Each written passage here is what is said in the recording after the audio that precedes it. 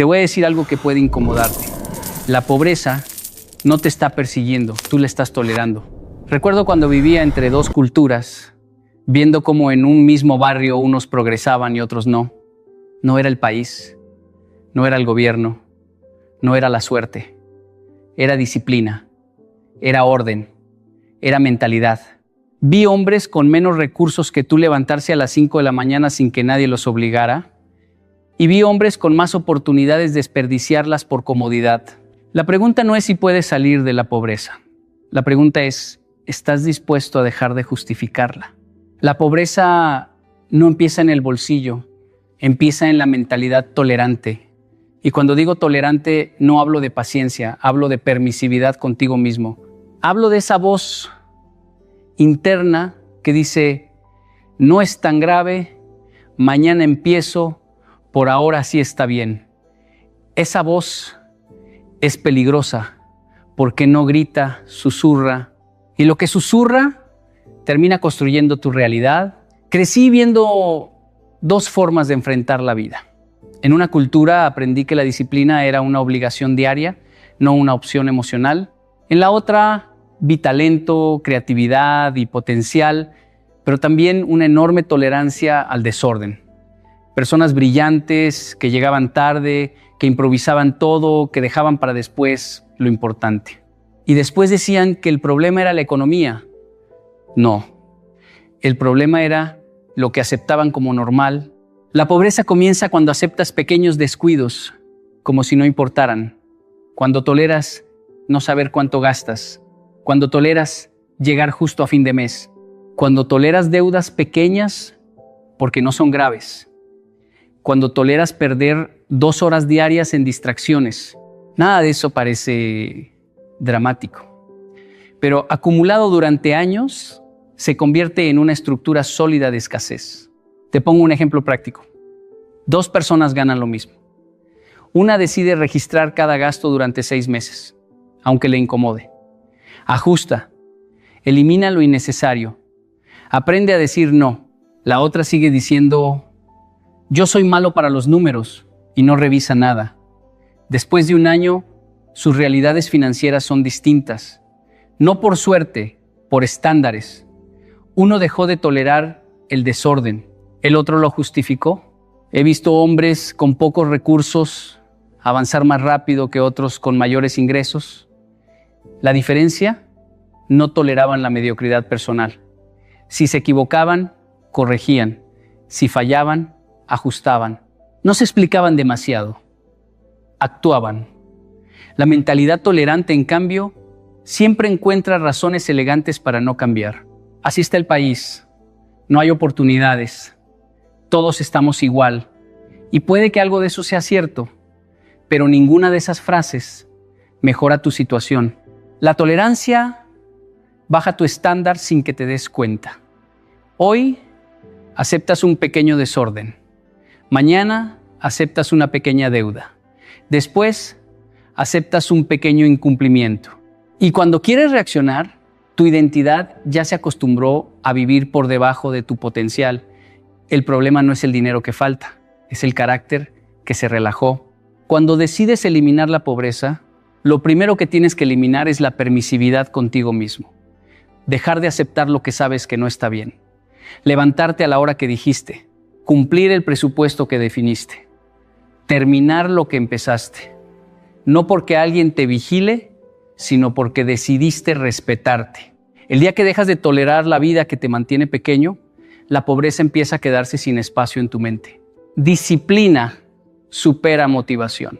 Y quiero que entiendas esto profundamente, porque muchos viven esperando sentirse inspirados para comenzar, esperando ese impulso emocional que los haga levantarse temprano, ahorrar, estudiar, trabajar más duro. Pero la motivación es inestable. Hoy está alta, mañana desaparece. Si tu progreso depende de cómo te sientes, tu avance será tan inestable como tus emociones. Recuerdo cuando era joven y veía cómo en Japón la gente no hablaba tanto de motivación. No necesitaban estar animados para cumplir, simplemente lo hacían. El tren pasa a la hora exacta, no porque el conductor esté motivado, sino porque hay un sistema y una disciplina que no depende del ánimo. En cambio, en otros contextos veía algo diferente, ¿no? Mucho entusiasmo al principio, grandes declaraciones, promesas fuertes y después abandono silencioso. No por falta de talento, sino por falta de estructura. La motivación es un buen inicio, pero es un pésimo jefe. Te hace empezar, pero no te mantiene. La disciplina, en cambio, es silenciosa. No necesita aplausos, no necesita emoción, solo necesita decisión repetida. Te pongo un ejemplo práctico. 2 personas quieren mejorar su situación financiera. Una espera a tener ganas de estudiar una nueva habilidad después del trabajo. Si está cansada, lo deja para mañana. Si tuvo un mal día, lo pospone. La otra decidió que estudiará 1 hora diaria sin importar cómo se sienta. Algunos días estará cansada. Otros días no tendrá ánimo, pero cumple. Después de 1 año la diferencia es enorme. No por inteligencia, por consistencia. Yo mismo he tenido días sin ganas de seguir. Días en los que el cansancio pesa y el reconocimiento no llega. Pero entendí algo muy temprano. Si solo actúo cuando me siento fuerte, estoy construyendo una vida débil. Porque la vida no siempre se siente bien. La disciplina es hacer lo correcto, incluso cuando no es agradable. La pobreza se alimenta de decisiones emocionales. Hoy me lo merezco. Hoy no quiero pensar en eso. Hoy descanso. Y el problema no es un día. El problema es el patrón. Cuando cada emoción tiene permiso para decidir por ti, tu futuro queda a merced de tu estado de ánimo. La disciplina cambia esa dinámica. Define reglas claras antes de que aparezca la emoción. Si dijiste que ahorrarás el 20%, lo haces aunque tengas un impulso de gastar. Si dijiste que te levantarás a las 5, lo haces aunque la cama esté cómoda. No porque seas rígido, sino porque decidiste que tu futuro vale más que tu comodidad momentánea. He visto personas con menos recursos que prosperan porque son disciplinadas, y he visto personas con más oportunidades que fracasan porque viven dependiendo de inspiración constante. La disciplina no es castigo, es estructura, y la estructura libera. Te quita el debate interno diario. Ya no preguntas, ¿lo hago o no? Simplemente cumples. Cuando la disciplina se vuelve parte de tu identidad, la pobreza pierde fuerza, porque ya no negocias contigo mismo cada mañana. Ya no dependes de aplausos. Ya no necesitas sentirte motivado para actuar. La motivación te impulsa un momento, la disciplina te transforma una vida. La pobreza se alimenta de comodidad inmediata, no de grandes errores, no de decisiones catastróficas. Se alimenta de pequeños permisos diarios que parecen inofensivos, 5 minutos más en la cama.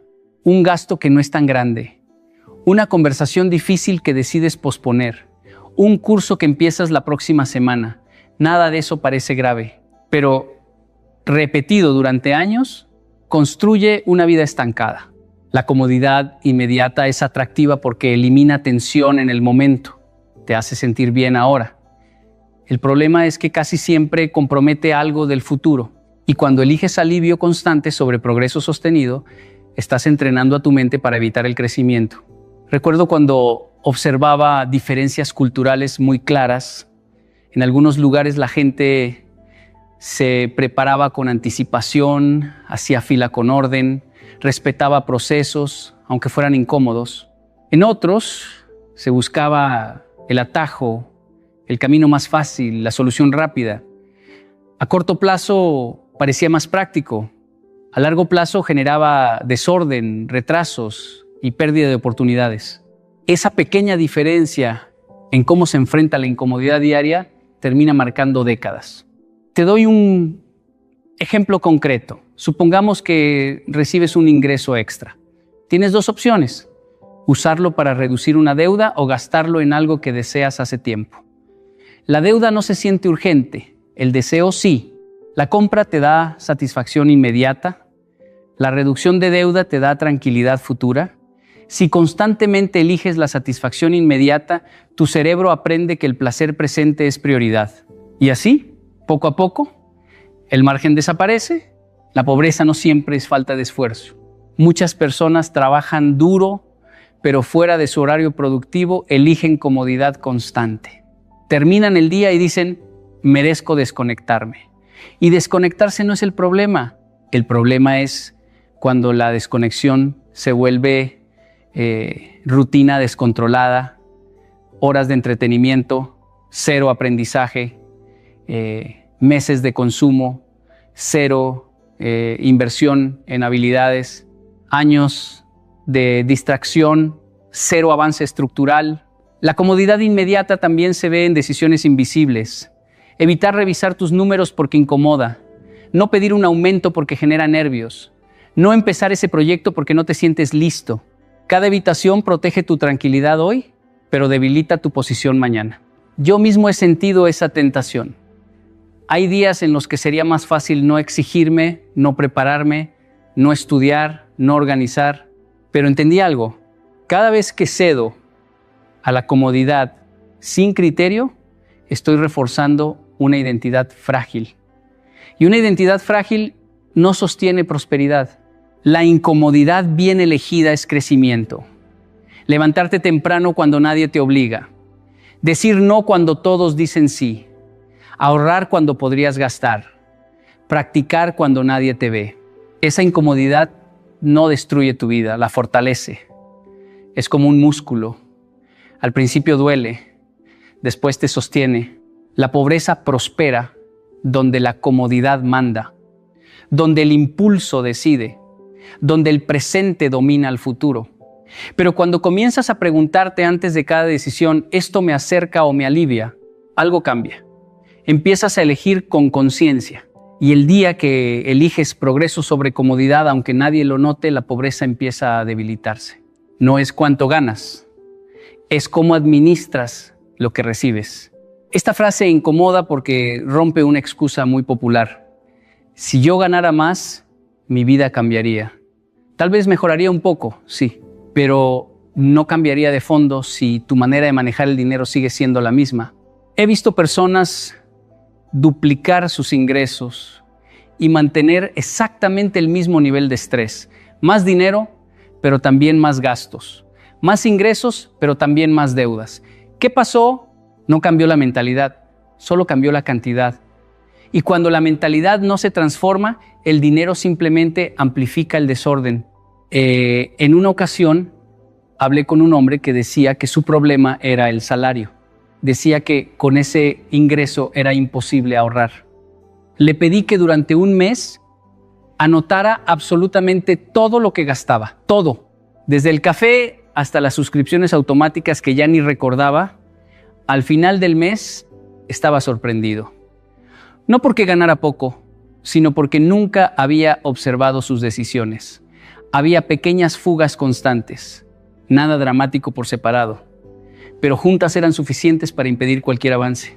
Administrar no es solo dividir números, es definir prioridades antes de que el impulso aparezca. Es decidir por adelantado qué porcentaje se ahorra, qué se invierte, qué se usa para vivir. Cuando no decides tú, decide la emoción del momento.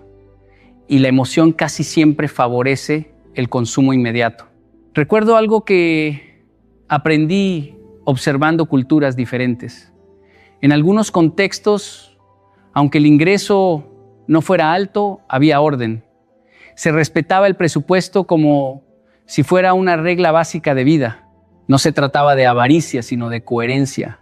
En otros lugares, con mayores ingresos promedio, predominaba la improvisación. El dinero entraba y salía sin dirección clara. No era cuestión de cantidad, era cuestión de estructura. Te doy un ejemplo práctico. 2 personas reciben un aumento. Una mantiene su estilo de vida igual y utiliza el excedente para reducir deudas o invertir en una habilidad nueva. La otra aumenta inmediatamente su nivel de gasto. Cambia de teléfono, aumenta salidas, adquiere nuevas cuotas. Después de un año, una tiene mayor libertad financiera, la otra tiene mayor presión. Ambas ganaron lo mismo, pero administraron diferente. Administrar bien el dinero también es aprender a posponer. No todo lo que puedes comprar, debes comprarlo ahora. La capacidad de esperar es una de las habilidades financieras más poderosas que existen. Cuando aprendes a diferenciar entre necesidad real y deseo momentáneo, empiezas a tomar decisiones con claridad. Yo mismo he tenido que practicar esa disciplina.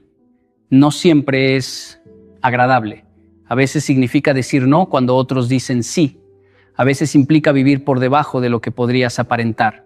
Pero entendí que el orden financiero no limita, libera. Cuando sabes exactamente hacia dónde va tu dinero, la ansiedad disminuye. No porque tengas mucho, sino porque tienes control. El dinero mal administrado genera caos incluso en abundancia. El dinero bien administrado crea estabilidad incluso en escasez. Por eso no se trata primero de ganar más. Se trata de aprender a gobernar lo que ya está en tus manos. Porque el problema no es el tamaño de tu ingreso, es el tamaño de tu criterio al usarlo. Eleva tu estándar interno, no tus excusas externas. Porque mientras tu energía esté enfocada en explicar por qué no puedes, nunca la usarás para convertirte en alguien que sí puede. Es fácil encontrar razones. La economía está difícil, el mercado está saturado, la competencia es injusta, la familia no apoya, el pasado fue complicado. Algunas de esas cosas pueden ser reales, no las niego. Pero cuando conviertes esas realidades en el centro de tu discurso interno, tu estándar baja sin que lo notes. Empiezas a exigirte menos porque las circunstancias no ayudan. Recuerdo algo que me marcó profundamente al crecer entre culturas distintas. En un entorno escuchaba constantemente justificaciones, así somos, aquí todo es complicado, con contactos es más fácil. En el otro entorno la conversación era distinta. No se negaban las dificultades, pero la pregunta dominante era ¿qué debo mejorar yo? No era un discurso romántico, era práctico. Si llegabas tarde, no era culpa del tráfico, era falta de previsión. Si fallabas, corregías, sin drama. El estándar interno es la línea invisible que define lo que aceptas de ti mismo. Si tu estándar es bajo, cualquier esfuerzo parece suficiente. Si tu estándar es alto, incluso cuando cumples, buscas mejorar. Y esa diferencia, sostenida en el tiempo, transforma resultados. Te pongo un ejemplo sencillo. 2 personas pierden una oportunidad laboral. Una dice, es que no tengo suerte. La otra se pregunta, ¿qué habilidad me faltó? La primera, protege su ego. La segunda, eleva su estándar. Meses después, la diferencia se nota. No porque la vida haya sido más justa con uno, sino porque uno decidió exigirse más que justificarse. Elevar tu estándar no significa volverte rígido o perfeccionista obsesivo. Significa definir claramente qué ya no está permitido en tu vida. No está permitido llegar tarde. No está permitido gastar sin registrar. No está permitido prometer y no cumplir. No está permitido abandonar lo que empiezas. Cuando esas reglas internas se vuelven firmes, tu identidad comienza a cambiar. Las excusas externas tranquilizan momentáneamente, pero debilitan tu carácter. Te hacen sentir comprendido, pero no transformado. El estándar interno, en cambio, incomoda. Te obliga a mirar tus fallas. Te obliga a aceptar que puedes hacerlo mejor. Pero esa incomodidad es crecimiento. He visto personas con contextos difíciles avanzar más que otras con mayores ventajas. La diferencia, no negociaban con su propio nivel de exigencia.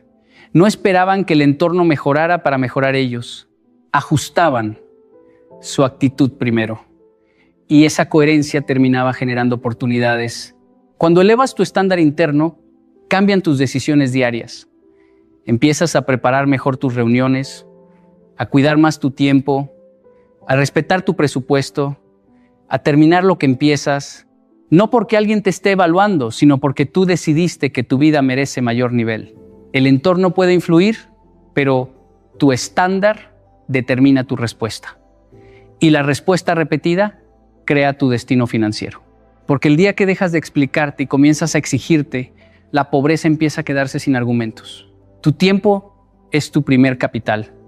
Antes de preocuparte por cuánto dinero entra o sale, pregúntate, ¿cómo estás usando las horas que tienes? Porque mientras desperdicias tu tiempo, el dinero que puedas ganar nunca alcanzará. Es el recurso que más rápido se va y el que menos vuelve. Cada minuto que pasa sin un propósito definido es una oportunidad que desaparece para siempre. Recuerdo cuando trabajaba en proyectos personales mientras estudiaba y vivía con limitaciones. Mis amigos dormían hasta tarde, veían televisión, pasaban horas en redes sociales. Yo también sentía la tentación, pero entendí que esas horas eran mi activo más valioso. Una hora invertida en aprender algo nuevo, practicar una habilidad o avanzar en un proyecto tenía más retorno que cualquier ingreso inmediato.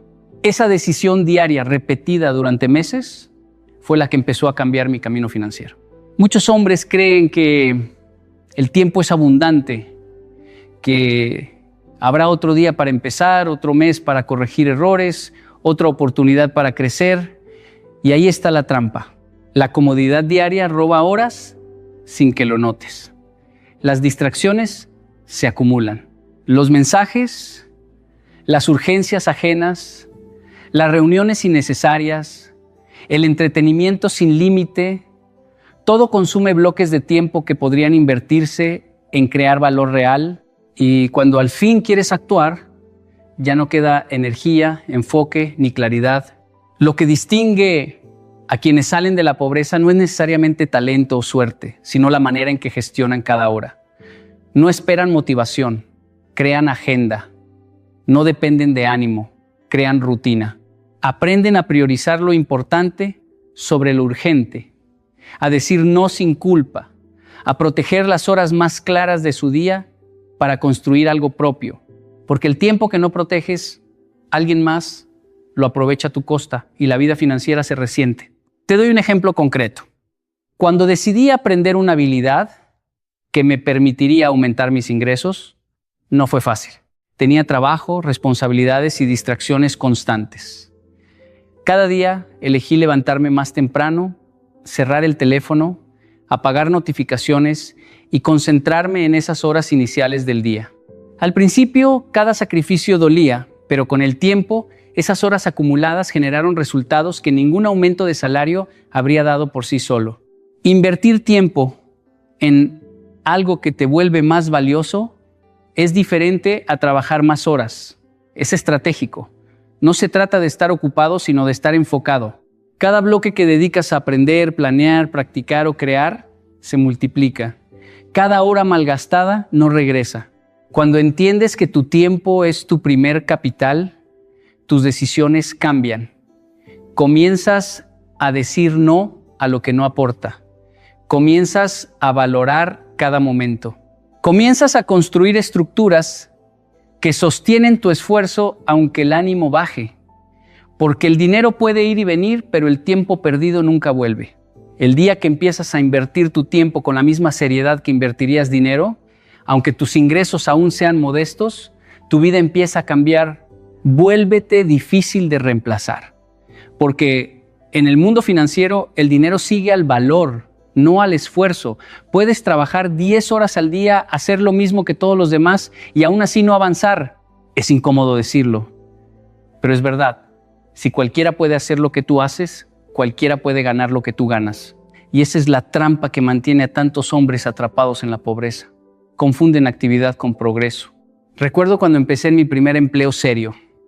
Hacía muchas cosas, estaba ocupado, cumplía con todo lo que me pedían, pero al final del mes mis ingresos no reflejaban ese esfuerzo. Observé a mis colegas más especializados. Uno que dominaba un software que pocos conocían, otro que podía resolver problemas complejos sin supervisión, alguien que sabía negociar y comunicar sus ideas de manera que generaba resultados.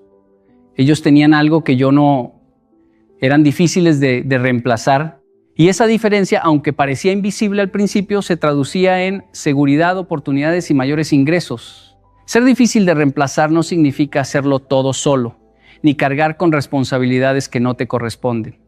Significa construir habilidades, conocimientos y competencias que pocas personas dominan. Habilidades que generan valor real y tangible que el mercado reconoce y recompensa.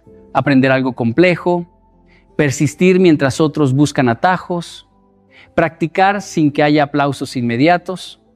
Todo eso crea tu singularidad. Muchos hombres trabajan duro, sí, pero en cosas que no importan.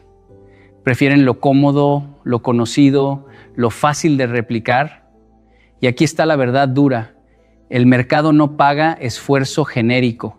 Paga resultados que pocos pueden entregar. Por eso, la verdadera salida de la pobreza exige elegir una habilidad difícil y comprometerse con ella incluso cuando el retorno no es inmediato. Puede ser aprender a programar, vender, liderar equipos, analizar datos, diseñar sistemas, comunicar con impacto. Lo importante es que sea demandada, escasa y compleja. Yo mismo pasé noches estudiando, practicando y fallando. Muchas veces parecía que no avanzaba, que era